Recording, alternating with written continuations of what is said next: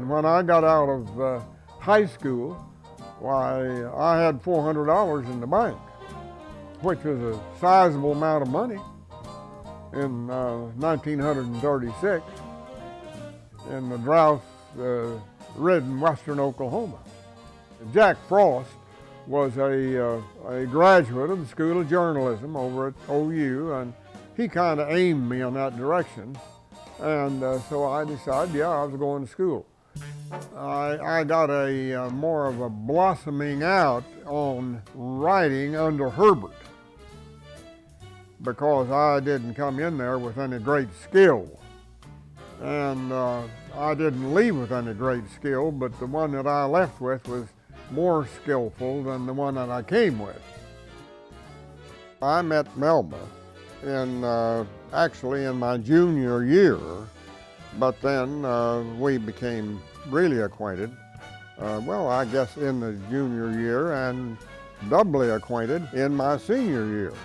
It was an understood thing from when we got engaged out in her backyard in Norman, Oklahoma in 1940, that we were going to get into the newspaper business one way or another, and that we were going to go in together even though neither of us had any money.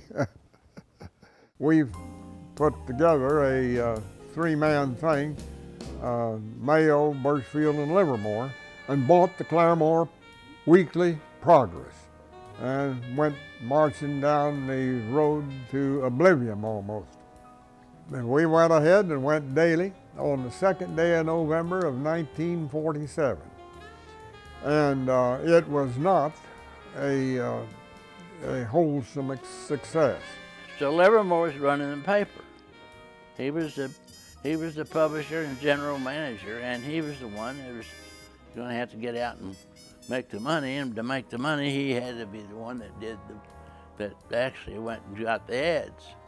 We were overpopulated with desire, but we just were underfinanced, and we had some rough times at Claremore. He didn't own more than 25%, and he was working that off of Claremore. And along with that was a guy named Ed Birchfield. I took out about $60 a week, and Birchfield took out $60 a week, or our wives took out nothing. And we were satisfied, or lucky maybe, to get what we got. I recall about a week before Christmas, we were out of money. I'd been to the bank, I'd already borrowed $1,500, and they wouldn't loan me any more. And they were not too cognizant of our future either. And I went into the Montgomery Ward store in Claremore. And they don't have one there now, but that was the advertiser in the community when we moved in. And the manager said, "Livermore, how come you don't have your old usual verb? What's going on?" I said, "Well, we're broke. We're out of it, and we've got to make a payroll Friday, and I don't know how we're going to do it because we don't have enough money." And he said, "Well, are you really down that way?" I said, "Trust me."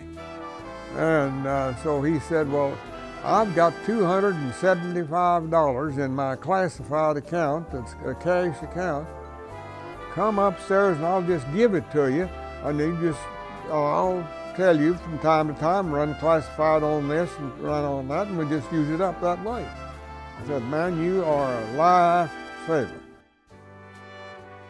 Melba was a hard rock for me to lean up against because, as I said, we had some pretty rough days in Claremore.